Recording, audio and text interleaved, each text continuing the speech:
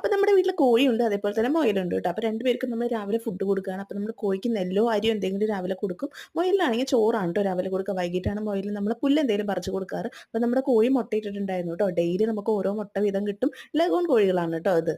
പിന്നെ നമുക്കൊരു 2 ബക്കറ്റോളം തുണികള് മുകളിൽ പോയി തോരിടാനുണ്ടായിരുന്നു. അപ്പോൾ രാവിലെ നല്ല മഴയൊക്കെ ഉണ്ടായിരുന്നു കേട്ടോ. അപ്പോൾ മഴ തോർന്നതിന് ശേഷം വെയിലുണ്ടെന്ന് തോന്നിയപ്പോഴാണ് ഞാൻ മുകളിൽ പോയി തുണി തോരിയിട്ട് ഇങ്ങനെ സെറ്റായി നിൽക്കുമ്പോഴാണ് ദാ വീണ്ടും മഴക്കാര് വന്നേക്കുന്നു.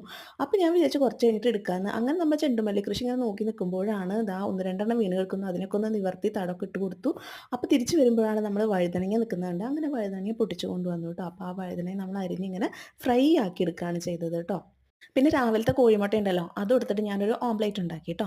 അപ്പൊ നമുക്കിന്ന് ഉച്ചയ്ക്ക് ചോറിന്റെ കൂടെ കഴിക്കാനായിട്ട് പരിപ്പ് കറി മാത്രമേ ഉണ്ടായിരുന്നുള്ളൂ. അതുകൊണ്ടാണ് ട്ടോ ഞാനിങ്ങനെ ഓംലെറ്റ് ഉണ്ടാക്കിയതും അതേപോലെ തന്നെ വഴുതനങ്ങ ഫ്രൈ ആക്കിയതും. അപ്പൊ നമ്മുടെ വീട്ടിൽ ഇതുപോലെ എന്തെങ്കിലുമൊക്കെ ഉണ്ടെങ്കിൽ തട്ടിക്കൂട്ടിയിട്ട് ഉണ്ടാക്കിയിട്ട് ഫുഡ് കഴിക്കാന്ന് പറയുമ്പോൾ ഒരു പ്രത്യേക ഫീലാണ് ല്ലേ. അതേപോലെ തന്നെ നല്ല ടേസ്റ്റ് ഉണ്ടായിരുന്നു ട്ടോ.